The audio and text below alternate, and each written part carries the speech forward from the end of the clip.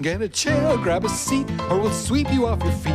We move, we groove, you got Mel.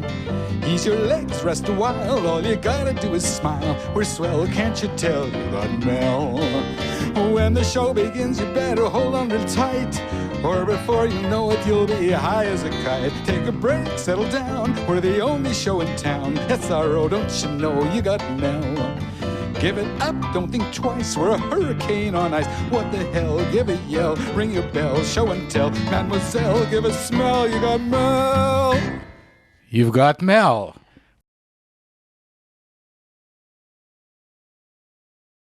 Hello and welcome to You've Got Mel. Hello everyone.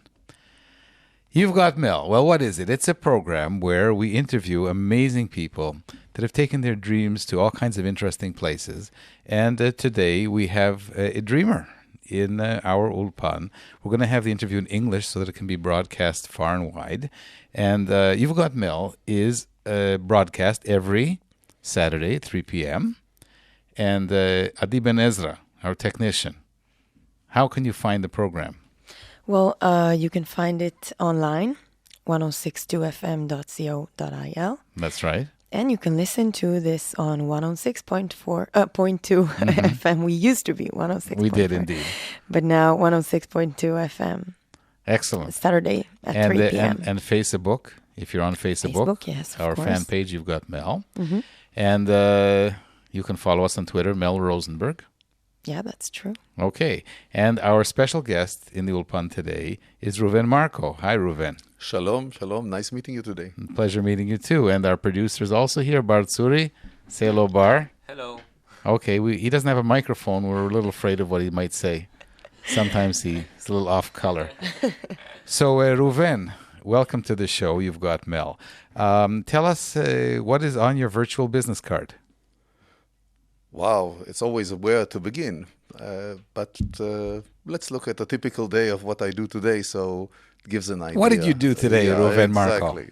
So today I took care of certain of my business side of things, which has to do with intellectual property protection and assisting startups in what they do to make sure that their patents are really handled well from a business perspective, from a legal perspective, and from a technical perspective. Okay, and we'll talk about that, of course.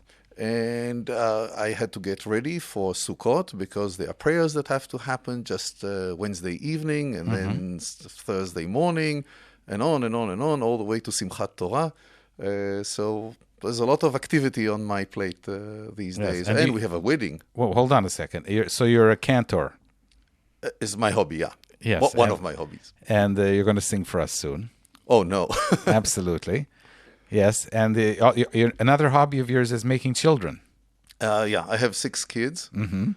4 boys, yeah. 4 boys and 2 girls. Mm-hmm.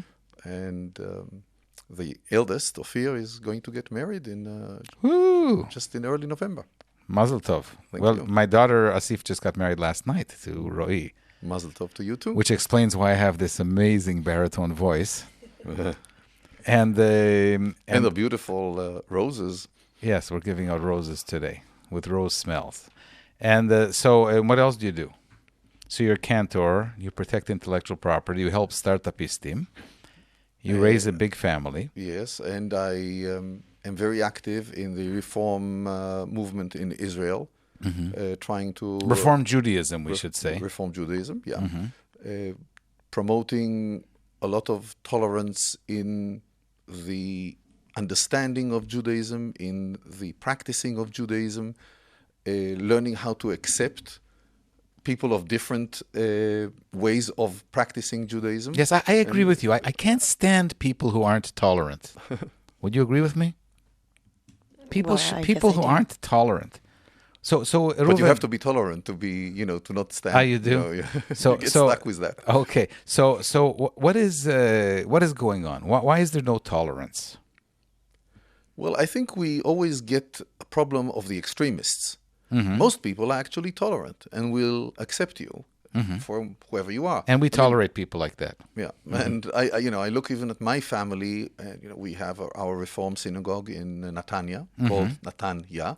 And oh, that's nice. And people, from Orthodox backgrounds and, practicing Orthodox Jews from my family come to all our events in the synagogue. And even fallen Orthodox Jews like me. And no, I must admit that when my son, Adar, who's now 20, when he had his amazing bar mitzvah, even though I grew up in an Orthodox synagogue, here in Israel, we couldn't find an Orthodox synagogue that was welcoming because, we don't go and pray every week and we're not part of the community. So the synagogue that we chose for the bar mitzvah was Bet Daniel in Tel Aviv. And it was just an amazing bar mitzvah. So now let's kick off the show with some chazanut. What would you like to sing for us? This is the first time on You've Got Mel that we're hearing chazanut. Well, I think maybe one of the nicest pieces is probably Kol Hanshama, from Tehillim. Okay. And it goes like that. I'm not going to sing the whole thing, but just maybe a beginning of that. Kol haneshama tehalel ya, hallelujah. Kol haneshama tehalel ya, hallelujah. And I'll stop here for now. That's wonderful. I don't know how to say this, but you're a baritone. One of my teachers said once, it's a ton bari. It is, but most chazanim, most cantors, are these amazing tenors, who are frustrated opera singers. So you're not a frustrated opera singer. Absolutely not. I enjoy watching opera. That I have to thank my late aunt for teaching me, introducing me into this area. But I never tried singing opera other than just, for fun, pieces here and there. But you do like opera. Oh, absolutely. So maybe Adi will find something, some popular piece from the opera or some other music that we can intermingle here. And I'm also going to be singing to you. Great. Did you go to, by the way, to hear the opera on Masada, or near Masada? They had. No, I didn't say that I like opera. I see. I said that you liked opera. I do. Okay, so let's talk about your childhood. I met you just half an hour ago. You're a charming guy, and you keep mentioning your mother, which is okay for a Jewish boy. I talk about my mom also. We lost her this year. Oh, yeah. Actually, to be fair, I mean, we just was the case that we mentioned my mother. My father is also a very, very great person. No, I'm sure he is, but truth be told, you mentioned your mom 4 times already. Absolutely. Okay, let's talk about your mom a little bit. Well, my mom is probably, the case of the wandering Jew. With a father who came from Poland. He became Zionist, and basically his family did not like that at all, and he had to leave Poland because of that. And a mother who was born in Denmark to a family who originally came from Germany. They met in Holland, married there. My late aunt was born in Scheveningen. Scheveningen? Yeah. Ik hou van Scheveningen. Well, I don't know Dutch, unfortunately. Okay, but I do a little bit. And Scheveningen is right on the sea next to Haag. Yeah, yeah. Wow. Okay. And my uncle was born in Amsterdam. And then in 1929, I believe they went over to Belgium, and my mom was born there in Antwerp. Okay. And then, because I think my grandfather had the foresight, he really made utmost efforts. He really wanted to come here.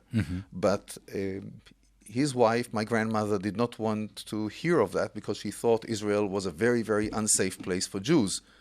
And even though she set Shiva for her mother on Kristallnacht in Hamburg, it was impossible to persuade her to leave Europe.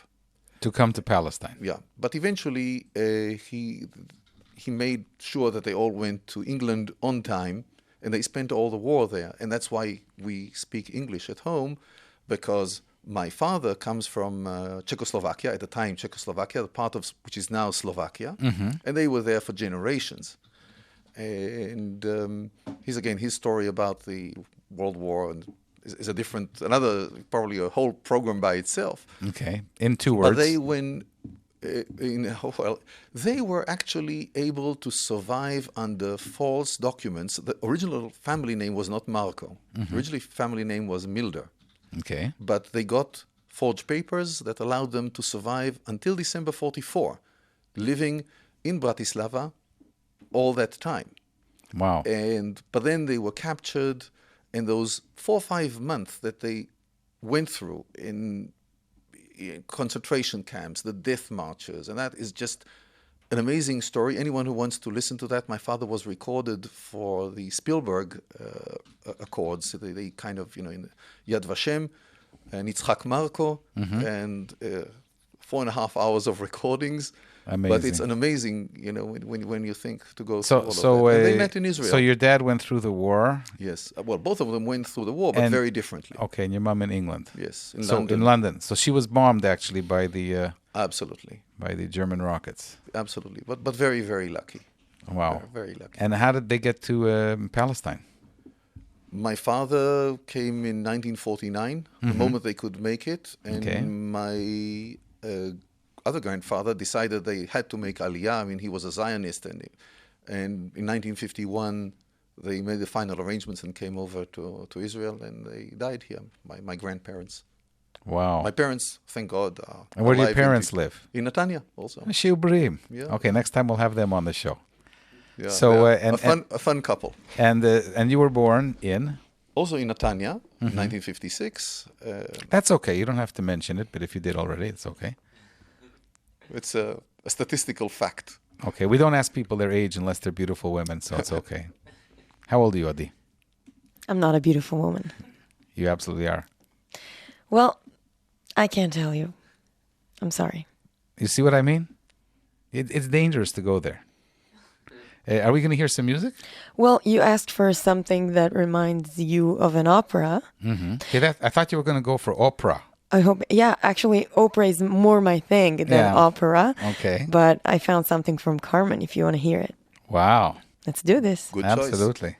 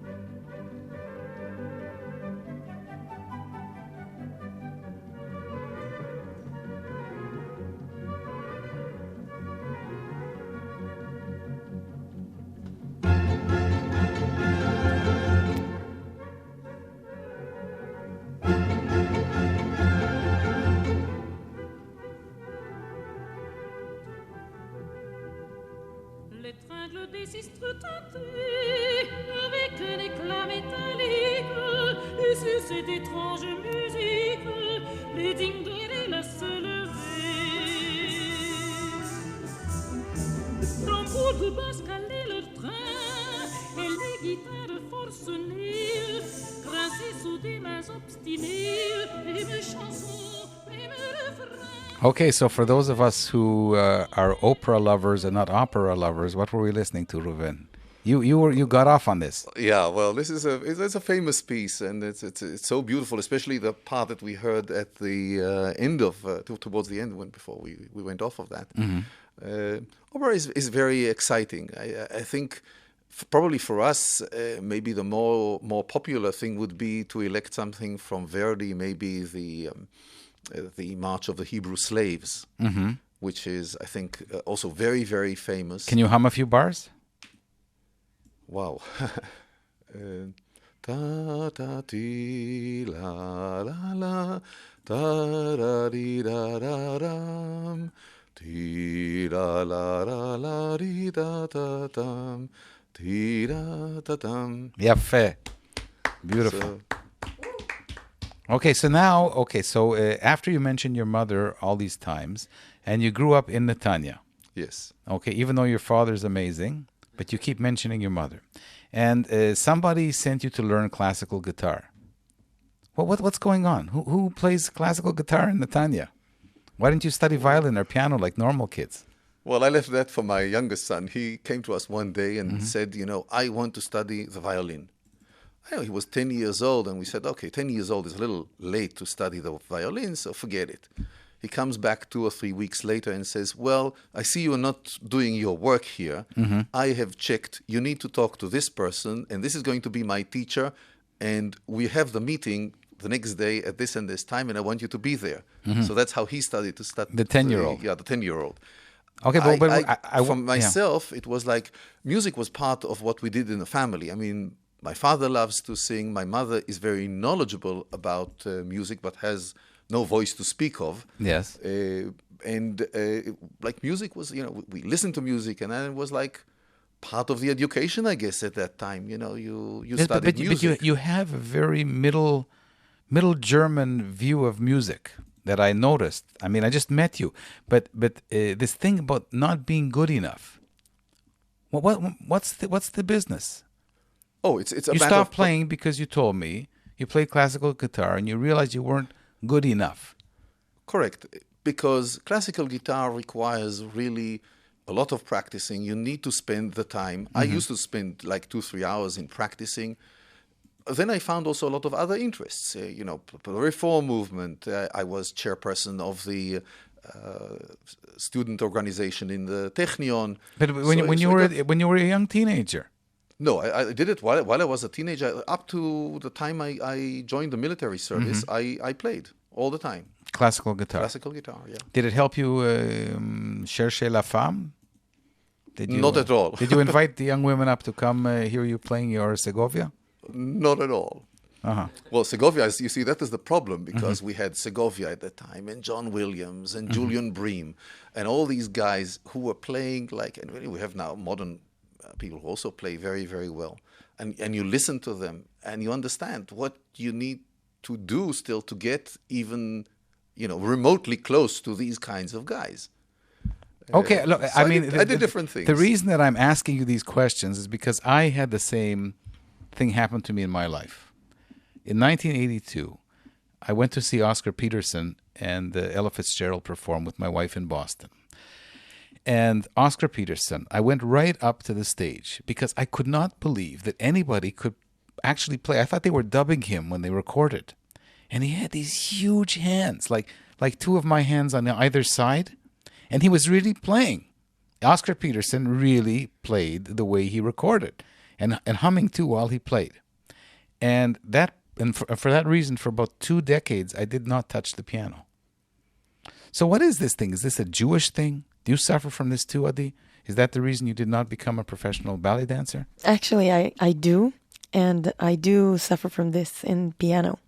I stopped also just because I thought I wasn't good enough. Yeah, so what do we do about this? Bar, you keep playing the piano. You don't care. Sure. So how do we overcome this? What is this kind of... It's a kind of a Jewish pre-guilt. What is it? We don't like to not be excellent.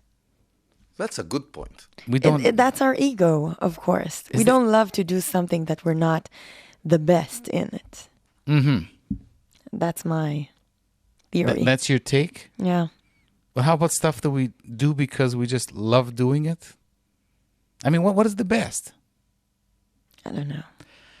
It's a good question. Bar, you haven't commented. Bar Tsuri. He doesn't have a microphone. We never give him one. Well, give him a mic for a minute. Bar, He has come something over important here. to say. You'll find some music in the meantime, right? Oh, you have? Good. So, Yes. You were playing some Billy Joel before the program. yeah. And to be frank with you, Billy Joel plays Billy Joel better than you do. But you were really into that. Yeah. I think I just like it, and I don't care if I'm not good as I want to be, because I think even the most preeminent players are not satisfied with their abilities to play. There's always a need to improve something. So Yes. I don't care. I mean, if you asked any of these great classical guitarists, they would have said, "Oh, I'm really not as good as I think I should be. I'd like to be. Have you heard this other guy?" So while we're talking, why don't you go over to the piano and play a few bars of Billy Joel for us, like in the background here? Okay. Huh? And let's have some hysterical applause for Bart Suri. Do you have that amazing applause? Yes, I do. You know, you're the only technician that has the amazing applause. Can you find it for us? Yes, I do. Okay. And here we have Bart Suri performing for the first time on You've Got Mel. But we're not going to make a habit of it. Are we, Bart? He says no, he doesn't have a microphone. Are we ready to go?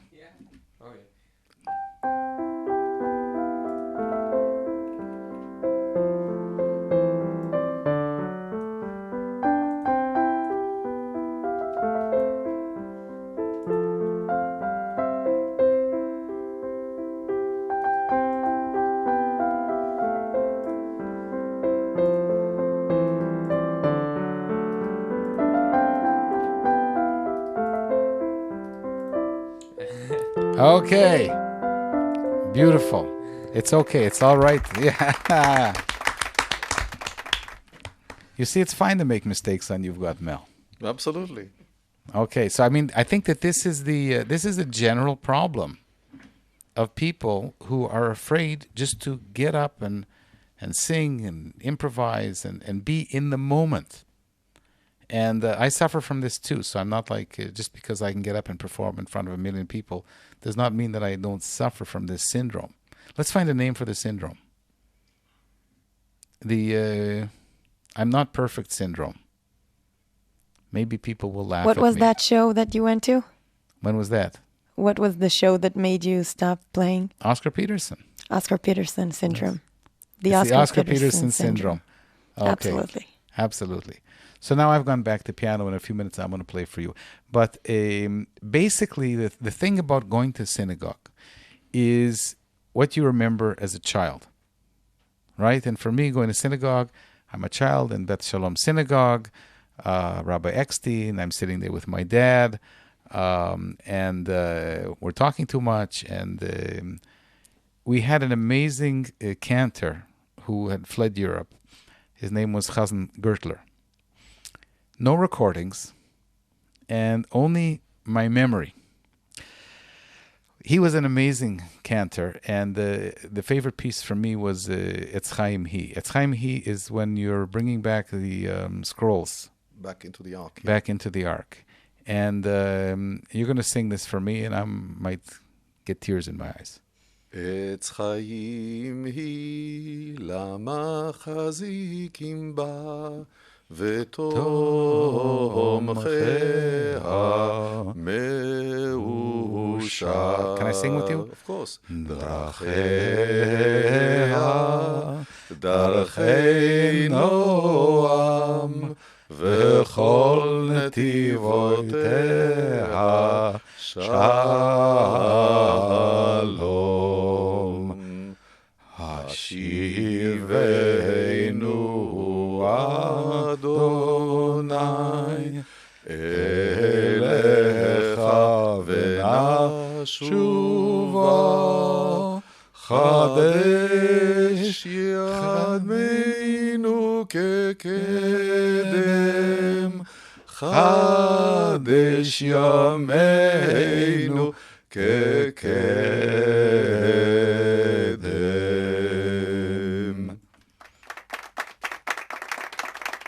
It was almost what I remember.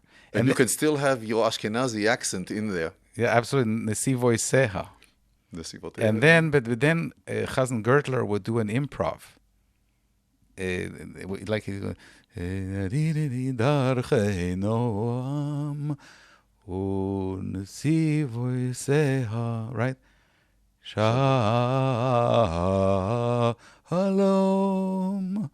Hashivenu Adonai Elecha V'nashuvo Chadesh Chadesh Yomeinu Chadesh Yomeinu Kekedem Chadesh יומנו כקדם.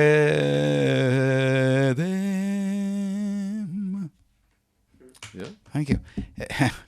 Boy, I hope you forgive me up there in heaven, Chazal Gertler. But he would sing this about 2 octaves higher. Of course.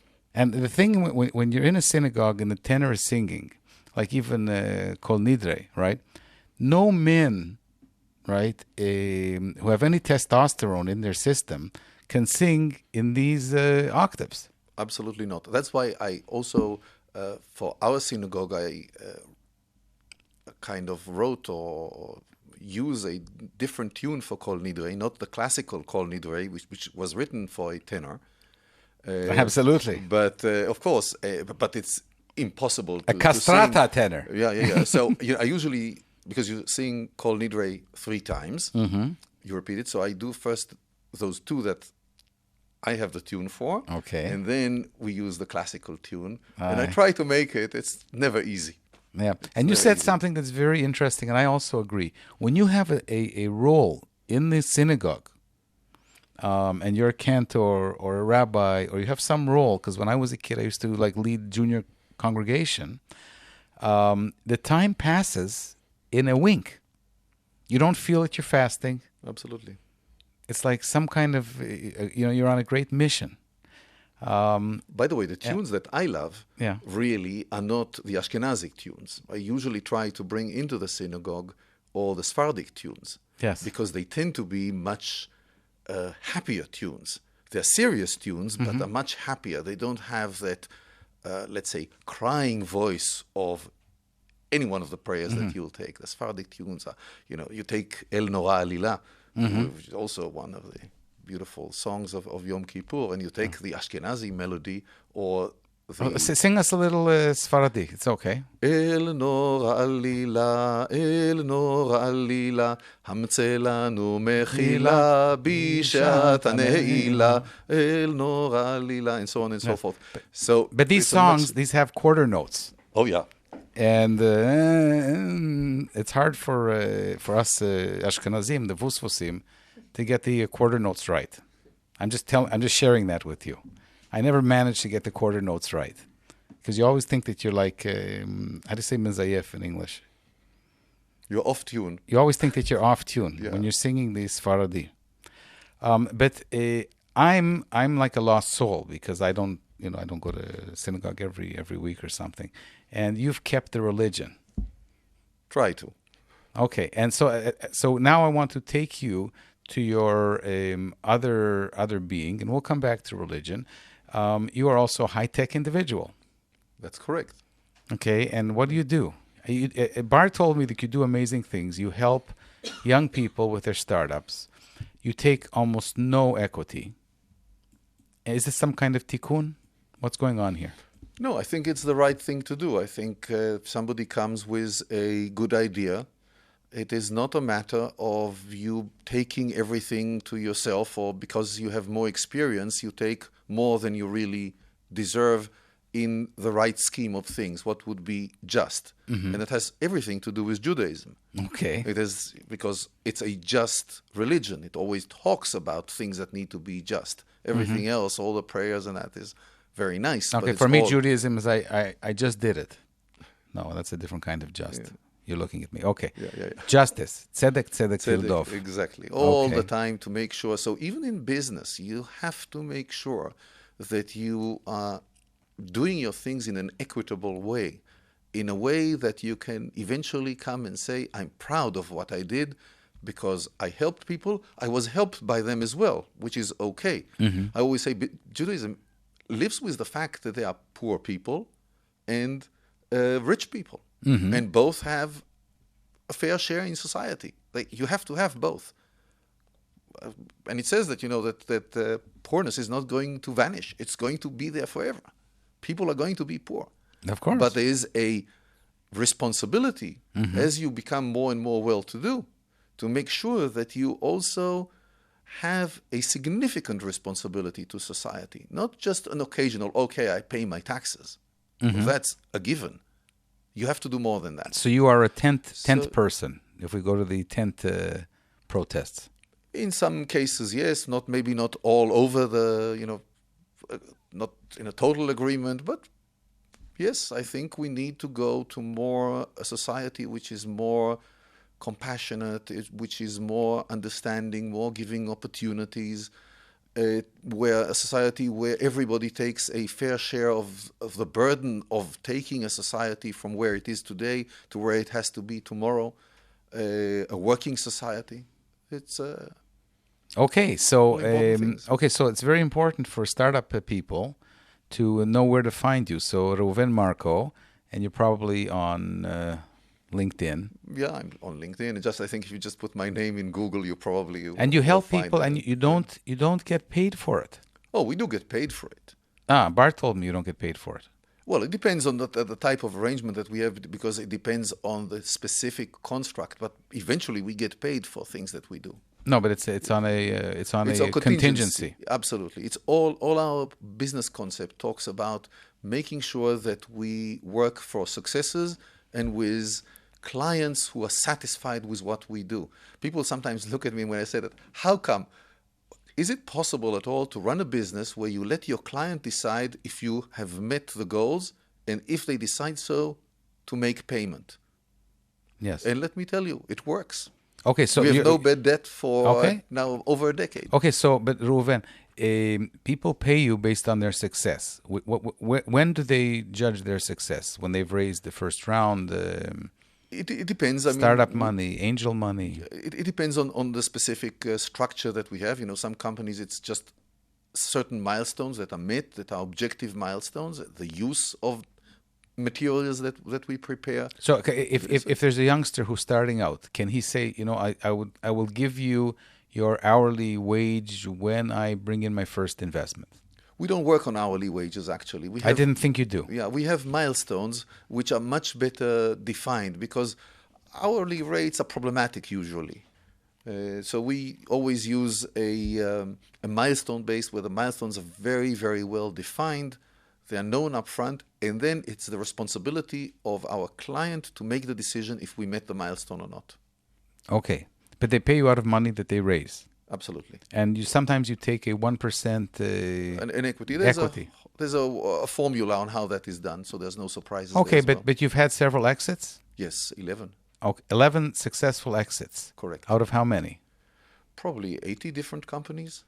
Okay, so because when people ask me, as an inventor who succeeded once and failed a zillion times, I always say that the chance of succeeding is between 1 in 100 and 3 in 100, let's say. Do you agree with me? Yes, I think the chances are not very high, and people... But you've had a high success rate of about 10%. Yes, but I have an advantage here, because I look at many things from the outside, and the problem with many of these cases is that people are afraid to make a good decision and say, well, I don't think this is going to work, and say, well, I'm not going to continue with this. So you have people working on their startups for too long, on startups where they become very passionate about. I always tell, Bar knows that, and others who listen to me, don't think of your startup as your kid. Don't talk. Oy vey. Don't look Where were you 10 years ago? I have a startup company for 15 years. It owes me over 2 million shekel. And the only problem is that I also own the company. Where were you when I needed you to do Reuven? We're going to go to the jingle, and then we're going to have our quick questions and answers, a little music, and then back to this amazing interview with Reuven Marko. הרדיו בינתחומי. Okay, you've got Mel, the show where we interview amazing people on their dreams and careers. And here in the Ulpan together with me, the amazing Adi Ben Ezra, technician, and Bartzuri, our producer. Hi, kids. Hello. And Hi, Mel. Hey. And we should say again that You've Got Mel is broadcast every Saturday at 3 p.m. on 106.2 p.m., 106.2 FM at 3 p.m. Eventually, I'm going to get that right, And also, you can wipe that smile off your face, kids. And you can also see us on the internet or hear us on 106.2 FM, COIL. Okay, or on Facebook. You've Got Mel. That's true. And you can follow me on Twitter. although not so many people do. Israelis are not Twitter people. Are you a Twitter people? Well, I'm a person, but no, I don't. I don't use Okay. Twitter. So now, Reuven, we're going to surprise you. This is your quick answers here, and you're requested to give very quick answers. Jeans or tuxedo? Jeans, for sure. Okay. TV or radio? TV. Wrong answer. Lennon or McCartney? Lennon. Okay. Beatles or Stones? Beatles. Simon or Garfunkel? Simon. Okay. Friday or Monday? Or let's say Friday. Friday or Sunday. We're in Israel. Friday. Okay. Yoni Rechter or Yoni Bloch? Wow, both are very, very good. Choose one. Yoni Bloch, because he's younger. Okay. Hummus or caviar? Hummus. Dudaim or Parvarim? Parvarim. Interesting. Also wrong answer. Money or fame? Fame. Hugs or kisses? Hugs. Childhood or adulthood? Adulthood. iPhone or Android? iPhone. Manchester United or Barcelona? Barcelona. Okay, good. And you got some right. And no, we like Man U. Chocolate or vanilla? Chocolate. Very good. Okay. Well, where are the Mechiot Kapayim? Where's our applause for these answers? Okay, and while we're hearing applause, I'm going to saunter over to the piano, I think, right? And you guys are going to make some small talk while I saunter over to the piano. Okay. Make sure it's small. Reuven, do you come here a lot? Do you come here often? Often where? To Israel? To To the studio? To Well, it's my I'm trying to first keep it small, time, Mel. yes. The first time. It's a small Okay. country, huh? Okay, can we hear How's me? the weather? The weather is fine. Yes, we can hear you, Mel. Okay, but I can't hear me. Okay, that's much better. So we were talking about the jazz, and we got to talking about the Duke Ellington. Why do you like Duke Ellington? Well, I think he's one of those spirits of jazz that have impacted jazz for generations, and that's the difference. It's like Louis Armstrong, who have created genres within the genre that they are in, or subgenres, and that have impacted people all over the world for a very, very long time. And that's the point about the music being good, objectively good. Regardless of what genre it is, you'll have good music and bad music, and there are excellent examples of excellent music. So is time the filter that filters the good from the bad? Oh, absolutely. I always joke about that. You know, you get sometimes a gala concert, you know, and they play an I've just found Bach piece or Mozart, and you listen to that and you say, good God, why did they find this piece? Because it had a good reason why it was not, was forgotten. It wasn't that good. Yes. And it happened, I'm sure, to the greatest and the best, including the Duke. Yes, they also had that. Okay, but absolutely, because I have 24 records of Duke Ellington, and not all of them are amazing. But among, there was a poet that once. Who's your favorite poet? Okay, you can think about that. Well, there are few. But Elon Scheinfeld, this amazing poet and editor, he told me once that amazing composers and amazing poets have usually a dozen eternal pieces, not more, or a dozen eternal poems. And so if in your life you have a dozen, then you are a real genius. And Duke has more than a dozen. Absolutely. And so while you're talking, I'm looking at the date that this was written. It's written in 1934. It still has legs. You have a Paul Robeson recording of this. It's called Solitude, or In My Solitude.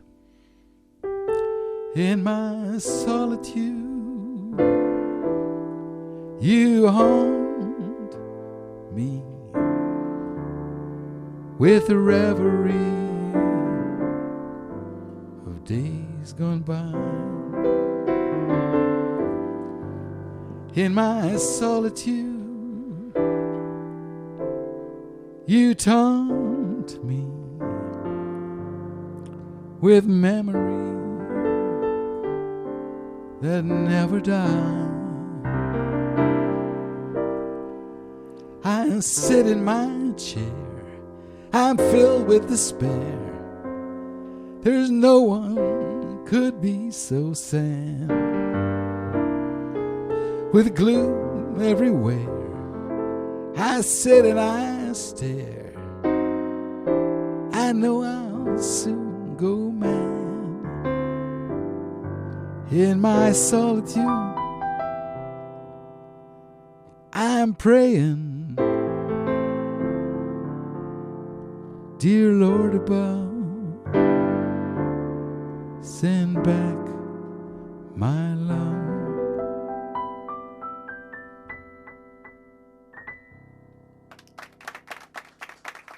And we're here with Reuven Marko.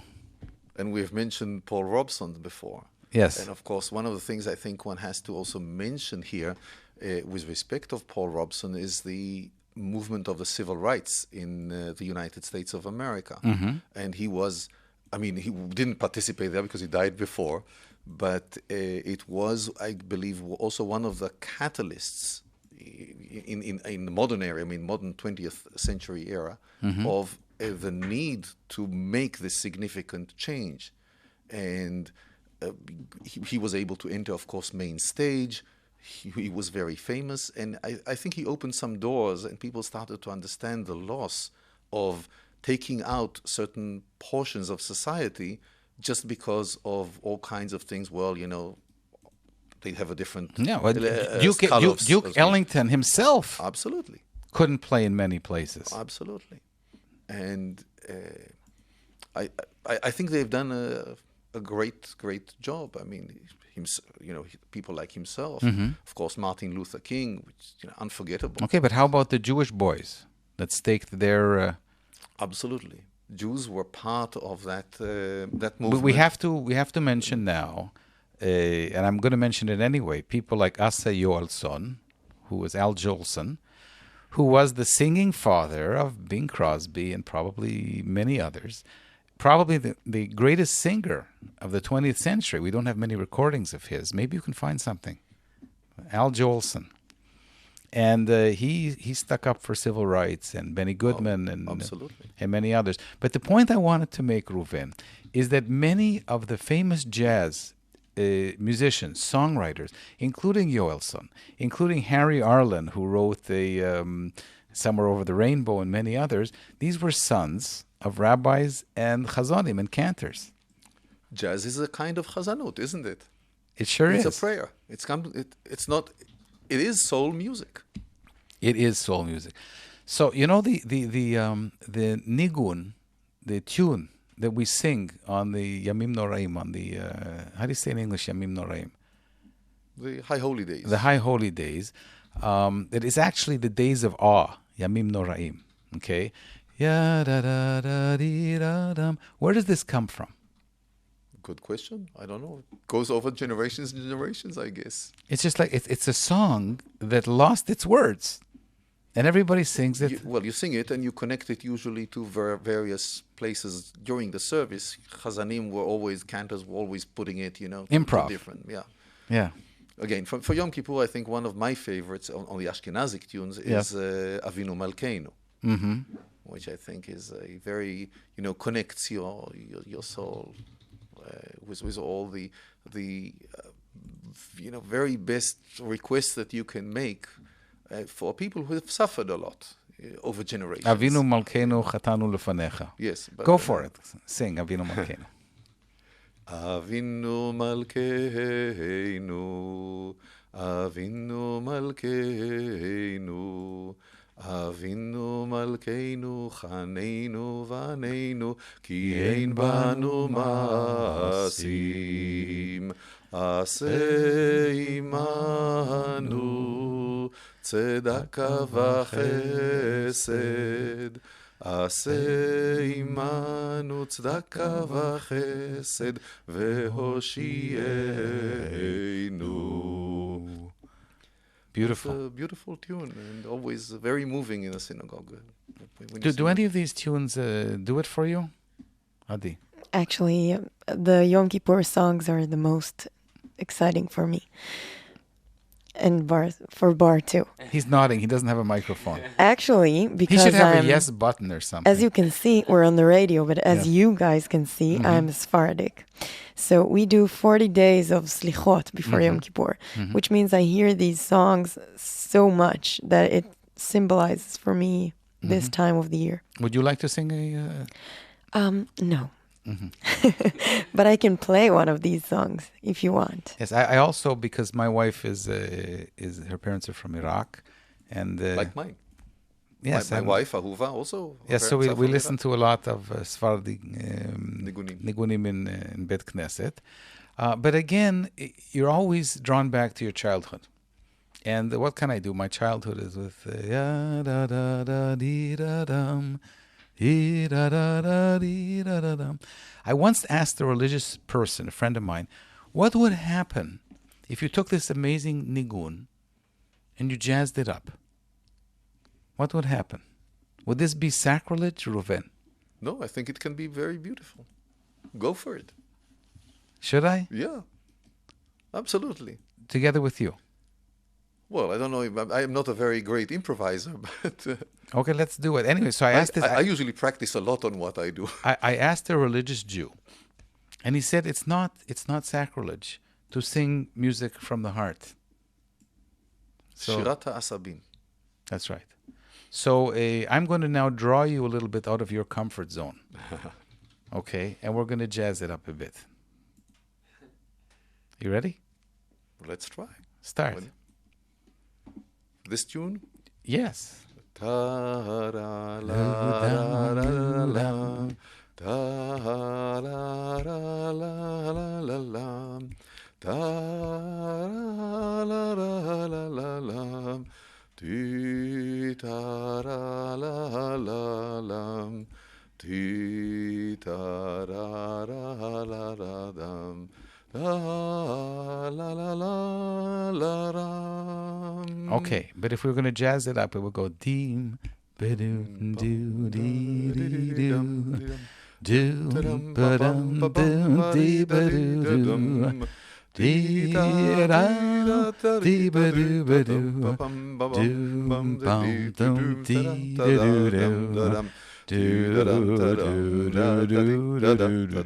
dee, da-doo, doo, Yeah. It works. Okay. God, I hope you like that. Yes. Okay. So before we start talking about startups again, what would be the recipe to bringing religion in Israel? One of the things, because I grew up in a traditional home in Canada, come to Israel and either you send your kids to a secular school or a very religious school. There's nothing in the middle. Where is this love for Judaism? You don't have to be a practicing Jew, right? There's nothing in Judaism that says you have to practice Judaism. But, it's our religion. It's thousands of years old. Everybody else copied us. The Christians copied us. The Muslims copied us. We have the most amazing religion. Why don't Israelis love their own religion? The Jewish ones. Education. The bottom line is education. What do I we think do it was- about it? It was Berl Katzenelson who said about that we wanted to create in the people of Israel, in the state of Israel, give them the value of work. People had to learn how to go, especially coming from Europe, not being in the little shtetl and just doing little commerce, but really producing, creating a country. So the whole value of work. And now he said the problem was that we gave them, but we did that, but we left them ignorant. Uh-huh. And while those people who came here originally made Aliyah, in the 20s and 30s and 40s, were very learned about Judaism. They forgot to continue and transfer from generation to generation the heritage. And you see that people are missing it. I mean, the fact that they have to go to India to find out spiritual answers that exist in Judaism very, very easily, very, very close to home, is peculiar to me. But it's because they're not educated. And Yeah. if you educate, it's very, very easy. You remind me of the story of this Jewish lady who went to an ashram in India, and she had to fast for half a year and pray. And finally, after half a year, they bring her in front of the chief head wazir guru of the ashram, and he looks down on her and he says, "You have one sentence. What would you like to say?" And she says, "David, come home." Yes, no, I agree. So Adi, as a youngster, what's missing? How do we instill a love for Yiddishkeit? I have to agree that it's all about the education. I think the schools today don't do Judaism at all. They don't mess with it. They just teach you history and Bible and whatever they have to. They teach the children Bible as a story, as literature, and it's not. My younger sister, that by the way went to the army the last Sunday. Oh, yes, Mazel tov. Mazel tov. Yes, Yeah. kind of. Yeah. We just talked about it a few days ago, and she said, "I know all the stories of the Bible, but I have no idea what is the religious meaning of this."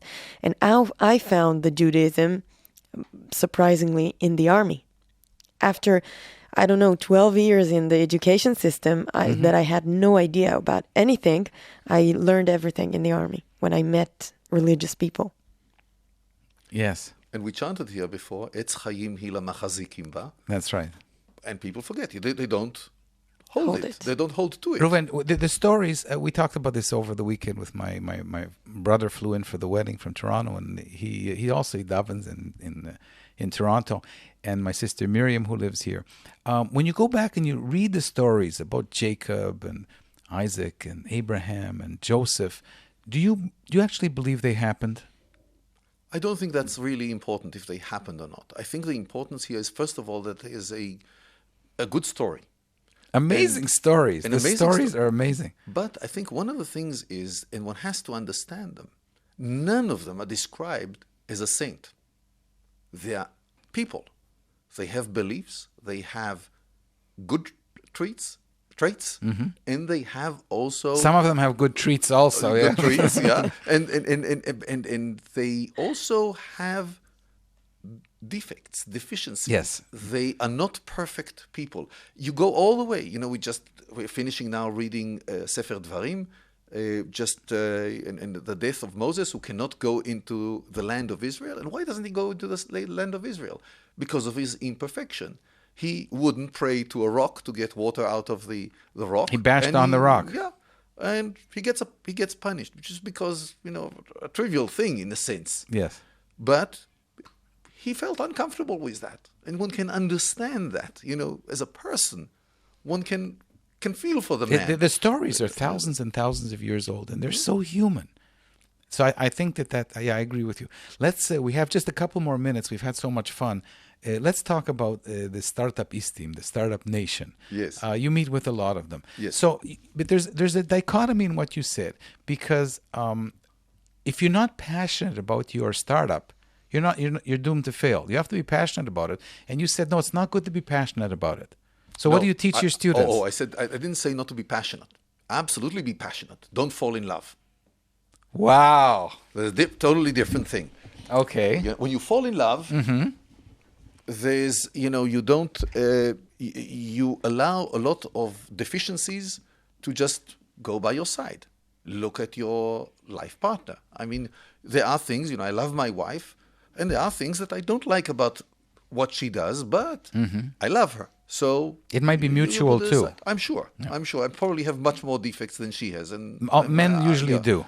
So but that's the thing of love, and you kind of let these things go because that's the right thing to do in a relationship. By the way, not only in marriage, I think in general, when you work with people, you have to learn the forgiveness and so on. Again, we don't want to go back to Judaism right now. Right.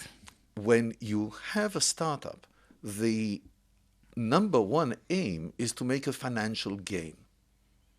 And if you want to make a financial gain, you have to be passionate about it, but not fall in love. You have to see what doesn't work, people who cannot contribute anymore to the success of the startup and so on. You have to make these decisions. It's very, very difficult. And I had the opportunity to learn from some of the best on how these are done. Nachum Scharfman, who passed away in a plane crash. Dr. Giora Yaron, one of the best. My friend Yuval Shachar. And we can mention more. And, there are others, of course, that I'd never met personally who are great people, great educators, who help you go through this course of life. And you learn a lot from them. And hopefully one can take from them and also bring some new stuff. So we only have a couple of minutes. What teach our youngsters something about startups? Come up with a good idea. Check it with good people. Find a good team. Make sure that you know how to share very well the success. As my partner in America, Dimitri Paraskevopoulos, he's Greek. Nice Jewish name. Oh, yes. He always says, it's okay to become filthy rich. Make sure the people beside you become rich.